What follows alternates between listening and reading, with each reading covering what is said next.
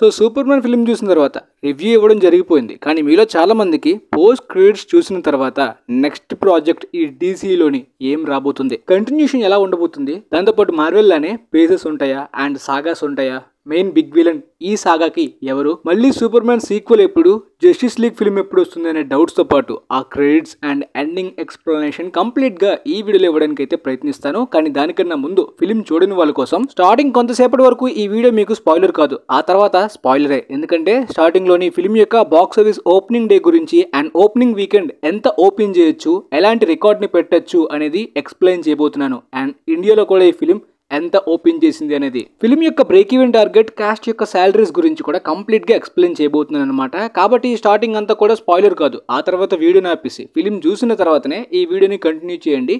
అప్పుడు మీకు డౌట్స్ అన్ని క్లారిఫై అవుతాయి.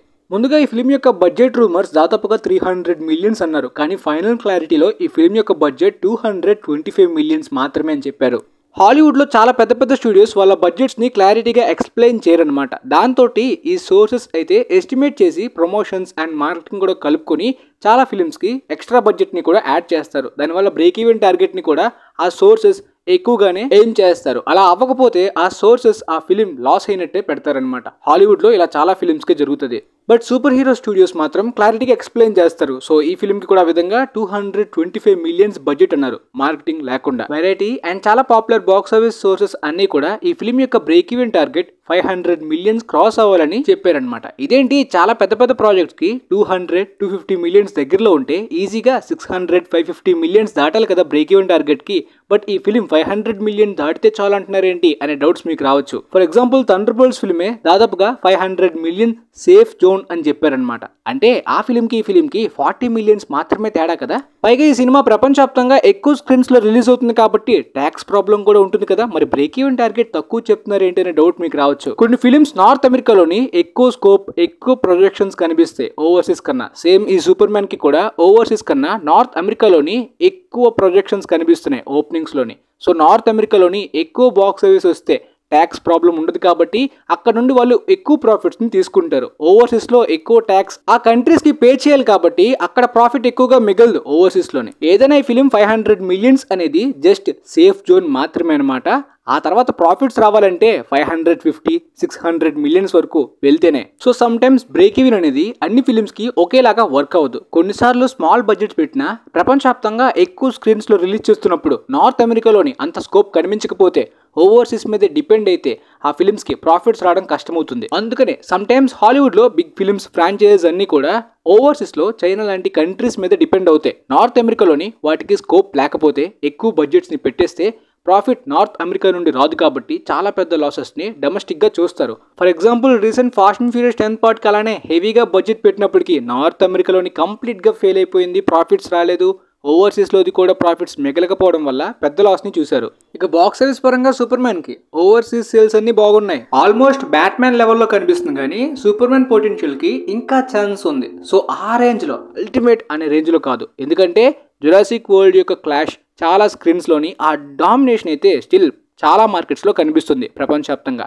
బట్ నార్త్ అమెరికాలోని అలా లేదు. మధ్యలోని ఎస్టిమేషన్స్ అయితే చేంజ్ అయ్యాయి. మొదట ఈ ఫిలిం ఈజీగా 140 మిలియన్స్ 150 మిలియన్స్ నార్త్ అమెరికాలోని ఓపెన్ చేసే రేంజ్ లో కనిపించింది. కానీ ఎప్పుడైతే Jurassic world rebirth 5 day opening weekend బాగా పర్ఫామ్ చేస్తుందో చాలా వరకు ఆ ఇంపాక్ట్ పడచ్చని సేల్స్ లో తక్కువ ఉండడం చాలా మంది లో ఎస్టిమేషన్స్ పెట్టుకున్నారు. అంటే 100 మిలియన్స్ కూడా సూపర్ మ్యాన్ అచీవ్ చేస్తుందా లేదా నార్త్ అమెరికాలో అనే డౌట్స్ ని కూడా పెట్టుకున్నారు. అంటే 90 నుండి 115-120 మిలియన్స్ లోపే అనుకున్నారు అనమాట. అంటే ఇంతకు ముందు projections the bat man film ని కూడా దాటేసే రేంజ్ లో వచ్చాయి, ఇప్పుడేంటి ఇలా తగ్గింది అనుకున్నారు. కానీ సడన్ గా ప్రీమియర్స్ లో అయితే మాత్రం ఈ super man film the bat man ని క్రాస్ చేసేసింది. కాబట్టి ప్రొజెక్షన్స్ మళ్ళీ ఒక్కసారిగా రైజ్ అయ్యాయి అనమాట. 130-140 మిలియన్స్ ఓపెనింగ్ వీకెండ్ లోనే కనిపిస్తున్నాయి.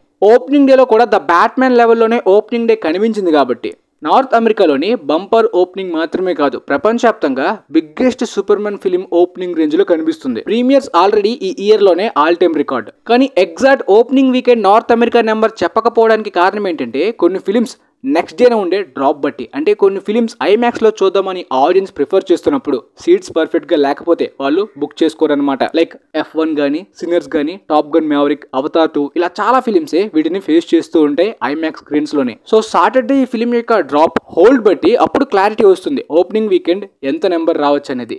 ఓపెనింగ్ డే ఇండియాలో ఈ ఫిలిం 8 crore గ్రాస్ ని టచ్ చేసిందంట. ద బ్యాట్మెన్ ని దాటింది. బ్లాక్ ఆడమ్ రేంజ్ లో వచ్చిందనమాట. థర్డ్ బిగ్గెస్ట్ ఇది డీసీకి ఓపెనింగ్ డే ఇండియాలోని. చూడాలి ఇండియాలో లాంగ్ రన్ ఎంత వరకు ఆడుతుందో. ఇక యాక్టర్స్ సాలరీస్ ప్రకారం డేవిడ్ కార్న్స్వెట్ ఈ ఫిలిం కోసం 750K తీసుకున్నారు.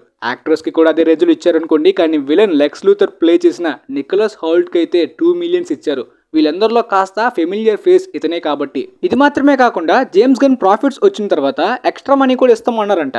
లైక్ ఐరన్ మ్యాన్ 1 ప్రాఫిట్స్ వచ్చాక ఆర్డీజీకి $120K ఎక్స్ట్రా ఇచ్చారు. అండ్ టామ్ హాలండ్ కి $250K ఎక్స్ట్రా ఇచ్చారు. అదే హోమ్ కమింగ్ ప్రాఫిట్స్ తర్వాత. రాబర్ట్ ప్యాటిన్సన్ కి డైరెక్ట్ గా 3 million ఇచ్చారు బ్యాట్మ్యాన్ రోల్ కి. హెన్రీ క్యావిల్ కి మ్యాన్ ఆఫ్ స్టీల్ టైంలోని 300K శాలరీ ఇచ్చారనమాట. ఐరన్ మ్యాన్ ఫస్ట్ పార్ట్ కి ఆర్డీజేకి 380K ఇచ్చారు. ఈ విధంగా ఫస్ట్ పార్ట్ లో చాలా యాక్టర్స్ కి తక్కువ శాలరీసే. వీలైతే దాని గురించి పోస్ట్ కూడా పెడతాను. ఇక ఎక్కడ నుండి అంతా కూడా స్పాయిలర్స్. మీరు ఫిలిం చూడకపోతే ఈ వీడియోని ఎక్కడే ఆపేసి ఫిలిం చూసిన తర్వాత ఈ వీడియోని కంటిన్యూ చేయండి. ఇక క్రెడిట్స్ లో అయితే మాత్రం super man fortress of solitude దగ్గర కెలెక్స్ రోబోట్స్ తోటి క్రిప్టో డాగ్ తో ఉంటున్నప్పుడు సడన్ గా ల్యాండ్ అయిన సౌండ్ వినిపించి అక్కడికి తాగిన మత్తులో ఉన్న కారా జోయల్ కనిపిస్తుంది సూపర్ గర్ల్. కామిక్స్ లోనే కాకుండా ఇంతకు ముందు సూపర్ గర్ల్ వెబ్ సిరీస్ చూసాం. దాంతోపాటు ఫ్లాష్ ఫిల్మ్ లో కూడా సూపర్ గర్ల్ ని చూసాం. కానీ ఈ super girl teenager, around 20 age ఉంటుంది అనుకుంటా. నెక్స్ట్ ఇయర్ తన ఫిల్మ్ రాబోతుంది super girl women of tomorrow అని. అందులో ఆమె ఏజ్ 21 దాటి ఉంటుంది. సో ఈ క్రిప్టో సూపర్ డాగ్ కెలైల్ యొక్క పెట్ కాదు, తన కజిన్ కారా జోయల్ యొక్క పెట్ అని అర్థమవుతుంది అనమాట. కొద్దిగా తాగి క్రేజీగా ఉంటుంది. ఈవెన్ ఆ డాగ్ కూడా పిచ్చ క్రేజీగా బిహేవ్ చేస్తుంది కాబట్టి ఇట్ మేక్స్ సెన్స్. అయితే ఇప్పటిదాకా తను రెడ్ సన్స్ ఉన్న ప్లానెట్ దగ్గరికి వెళ్ళి పార్టీస్ చేసుకుని వచ్చిందంట. ఆమె సూపర్ గర్ల్ కాస్ట్యూమ్ కానీ, మీద వేసుకున్న ఆ జాకెట్ కానీ, ఆ బ్లాండీ హెయిర్, ఈ క్రిప్టో డాగ్ ఇదంతా కూడా same super girl women of tomorrow comics కి యాక్యురేట్ లుక్ నే ఇక్కడ చూపించారు. హౌస్ ఆఫ్ ది డ్రాగన్ లోని ఈ యాక్ట్రెస్ మిల్లీ చాలా బాగా పర్ఫామ్ చేసింది. మరి సూపర్ గర్ల్ గా ఎలా చేస్తుందో చూడాలి. నెక్స్ట్ ఇయర్ జూలైన మంత్ ఎండింగ్ కి సినిమా రాబోతుంది. మేబీ ఈ క్రిప్టాన్ యొక్క గ్రహం గురించి, కెలైల్ యొక్క ఫాదర్ గురించి, వాళ్ళ ఫుల్ మోటివ్స్ గురించి కాస్త క్లారిటీ మేబీ ఆ సూపర్ గర్ల్ ఫిల్మ్ లో పక్కాగా ఇవ్వచ్చు అనుకుంటున్నాను. కానీ కంప్లీట్ గా స్టోరీ ఎర్త్ మీద ఉండదు అనుకుంటున్నాను. ఎందుకంటే సూపర్ గర్ల్ 21 years దాటిన తర్వాత తన బర్త్డే సెలబ్రేషన్ అంతా కూడా గెలాక్సీలోని జరుపుకుంటూ అలా రెడ్ సన్స్ ఉన్న ప్లానెట్స్ తిరుగుతూ రూతీని మీట్ అయిన తర్వాత crime of the yellow hills అనే విలన్ ని ఫేస్ చేయబోతుంది. సో అందుకు సహాయంగా లోబో క్యారెక్టర్ కూడా రాబోతుంది. ఇన్ఫాక్ట్ కొన్ని సోర్సెస్ ప్రకారం లోబోనే ఆ ఫిలింలో విలన్ అని కూడా అంటున్నారు. లోబో ఒక క్రేజీ వికెడ్ క్యారెక్టర్ అనమాట. అంటే గ్రే షేడ్స్ ఉండేలాంటి ఒక బౌంటీ హంటర్. జేసన్ మొమోవా ఈ క్యారెక్టర్ లో చాలా కామిక్ యాక్యురేట్ గా ఉంటారని. ఆక్వామ్యాన్ రిలీజ్ అవుతున్నప్పుడే చాలా మంది డీసీ ఫ్యాన్స్ కోరుకున్న విషయం మనందరికి తెలిసిందే. సో ఈ యూనివర్స్ లో జేసన్ మొమోవా ఆక్వామ్యాన్ కాదు, లోబో. కానీ John Cena Peacemaker and Viola Davis యొక్క అమాండా వాలర్ పాత్రలు మాత్రం సేమ్ అలానే రిప్రేజ్ అవబోతున్నాయి అనమాట. జాన్ సీనా పీస్ మేకర్ కూడా ఈ డీసీలోని కంటిన్యూ అవబోతుంది ఈ ఆగస్ట్ లో వచ్చే సీజన్ 2. థియేటర్స్ లో పీస్ మేకర్ క్యామియోకి చాలా మంది వచ్చారు. ఇన్ఫాక్ట్ చాలా మందికి పీస్ మేకర్ గురించి తెలియకపోయినా జాన్ సీనా తెలుసు కదా. And creature of the commandos యొక్క టీవీ షోలో కూడా మనకి ఈ రిక్ ఫ్లాగ్ సీనియర్ ని చూపించారు కదా. సేమ్ ఈ ఫిల్మ్ లో కూడా రిక్ ఫ్లాగ్ సీనియర్ తో పాటు ఆ క్రియేచర్ ఆఫ్ ది కమాండోస్ లో ఉన్న క్యారెక్టర్స్ అన్ని కూడా డీసీయూకి కనెక్ట్ అయినవే. తర్వాత ఆ క్యారెక్టర్స్ కూడా లైవ్ యాక్షన్ లోని కనిపిస్తాయి. లైక్ ఈ ఫిల్మ్ లో కనిపించిన ఇంజనీర్ కూడా ద అథారిటీ టీమ్ మెంబర్స్ లో ఒకరిలాగా. అప్కమింగ్ గా ద అథారిటీ ఫిల్మ్ కూడా రాబోతుంది. కానీ నెక్స్ట్ సూపర్ గర్ల్ తర్వాత నెక్స్ట్ ఇయర్ సెప్టెంబర్ టైంలోని క్లే ఫేస్ ఫిల్మ్ రిలీజ్ అవబోతుంది. అదొక R-rated హారర్ ఫిల్మ్ అనమాట. అందువల్లనే హారర్ మంత్ లో రిలీజ్ చేయబోతున్నారు అనమాట. ఈ డీసీలోని చాలా డిఫరెంట్ స్టోరీస్, డిఫరెంట్ ప్రాజెక్ట్స్ అన్ని కూడా డిఫరెంట్ జానరాస్ లోని డిఫరెంట్ ఫ్లేవర్స్ కి దానికి టచ్ అయ్యేలాంటి డైరెక్టర్స్ నే చూస్ చేసుకుంటున్నా అని జేమ్స్ గన్ తెలిపారు. రీసెంట్ గా ఒక 10 క్రిటికల్ ఎక్లైమ్డ్ ఫిల్మ్ మేకర్స్ నే జేమ్స్ గన్ అప్రోచ్ అయ్యారు. అందులోని రయాన్ కుగ్లర్ కూడా ఉన్నారు. వాళ్ళందరికీ కంప్లీట్ ఫ్రీడమ్ ఇచ్చి డిఫరెంట్ స్టోరీస్ కి వాళ్ళ డిఫరెంట్ డైరెక్షన్ ఫ్లేవర్స్ ఉండేలాగే ప్లాన్ చేస్తున్న ఈ యూనివర్స్ అన్నారు. సో ఈ యూనివర్స్ లో అన్ని ఫిలిమ్స్ ఒకే టోన్ లో, ఒకే సిమిలర్ జానర్ లో ఉండవు. మార్వెల్ లాగా phase 1, phase 2 సాగాస్ కాకుండా 8 years కి సరిపడే 2 chapters ని ప్లాన్ చేసుకున్నారు. చాప్టర్ 1 లోని గాడ్స్ అండ్ మాన్స్టర్స్. ఇప్పుడు సూపర్ మ్యాన్, సూపర్ గర్ల్ తర్వాత నెక్స్ట్ బ్యాట్మ్యాన్ ప్రాజెక్ట్ రాబోతుంది, వండర్ ఉమెన్ ప్రాజెక్ట్ రాబోతుంది, స్వాంప్ థింగ్, దాంతోపాటు Teen Titans and Bane and Deathstroke film రాబోతుంది. అండ్ 6 years తర్వాత జస్టిస్ లీగ్ ప్రాజెక్ట్ ని కూడా ప్లాన్ చేస్తున్నారు. అంటే అన్ని క్యారెక్టర్స్ ని ప్రాపర్ గా ఎస్టాబ్లిష్ చేసిన తర్వాత అండ్ చాలా మందికి తెలియని క్యారెక్టర్స్, ఫర్ ఎగ్జాంపుల్ క్లేఫేస్ గానీ, సూపర్ గర్ల్ గానీ ఇంతకు ముందు డీసీలో చాలా మందికి ప్రాపర్ గా తెలియదు. ఆల్సో ద అథారిటీ గురించి గానీ, Bane and Deathstroke films గానీ, టీన్ టైటన్స్ లాంటి ఫిల్మ్స్ ఇంతకు ముందు డీసీలో రాలేదు కాబట్టి అలా టచ్ చేయని ప్రాజెక్ట్స్ ని ముందు టచ్ చేసి అందరికీ ఇంట్రడ్యూస్ చేసి ఆ తర్వాతనే క్రాస్ ఓవర్ ఫిల్మ్ రిలీజ్ చేస్తా అని చెప్తున్నారు. అండ్ స్టార్ వార్స్ యూనివర్స్ లోనే డిఫరెంట్ టైమ్ లైన్స్ అన్ని కూడా మెర్జ్ అయ్యే విధంగా ప్లాన్ చేస్తున్నా అని చెప్పారు. అండ్ ఈ ప్రాజెక్ట్స్ అన్ని కూడా ప్రస్తుతానికి ప్రొడ్యూస్ చేసేయట్లేదు. స్క్రిప్ట్ కంప్లీట్ గా అయిన తర్వాత ఆయన సాటిస్ఫై అయిన తర్వాతనే కంటిన్యూ చేస్తానని జేమ్స్ గన్ తెలిపారు. లైవ్ యాక్షన్ పరంగా ఇయర్ కి 2 ఫిల్మ్స్ పక్కాగా వస్తాయంట. వెబ్ సిరీస్ కూడా 2 పక్కా అని చెప్పారు. ఇప్పుడు పీస్ మేకర్ కాకుండా నెక్స్ట్ ఇయర్ ఎర్లీగా గ్రీన్ ల్యాంటర్న్ కార్ప్స్ యొక్క టీవీ షో రాబోతుంది. దాని గురించి చాలా మంది ఈగర్లీ వెయిట్ చేస్తున్నారు. చూడాలి మరి ల్యాంటర్న్స్ ని జేమ్స్ గన్ ఎలా ప్రెజెంట్ చేస్తారని చెప్పి. ఈ ప్రాజెక్ట్స్ అన్నిట్లో కూడా జేమ్స్ గన్ రైటింగ్ లో, డైరెక్షన్ లో ఇన్వాల్వ్ కాకపోయినా క్రియేటివ్ కంట్రోల్ ఆయనది అనమాట. ఆయనే స్క్రిప్ట్ని కానీ, ఆ డైరెక్షన్ కానీ, ఆ కట్ని కానీ, సీన్స్ని కానీ యాక్సెప్ట్ చేసి ఓకే చేసేది. అండ్ పెద్ద డైరెక్టర్స్ని అయితే మాత్రం ఆ స్టోరీస్కి ఎలాంటి ఫ్లేవర్ కావాలో అలాంటి ఫ్లేవర్ డైరెక్టర్స్ని చూస్ చేసుకుంటున్నా కాబట్టి వాళ్ళ విజన్, వాళ్ళ ఫ్లేవరే నాకు కావాలి. స్క్రిప్ట్ వర్క్ నచ్చితే కంప్లీట్గా యాక్సెప్ట్ చేస్తా అని చెప్పారు. ద బ్యాట్మ్యాన్ 2 లాంటివి డిఫరెంట్ వరల్డ్స్ అనమాట. ఈ వరల్డ్ కాదు, కానీ మేబీ మల్టీవర్స్ క్రాస్ ఓవర్ లాంటివి మేబీ జరగచ్చు. ఈవెన్ హెన్రీ కేవల్ కూడా ఫ్యూచర్లో మళ్ళీ మల్టీవర్స్ క్యామియో రావచ్చు.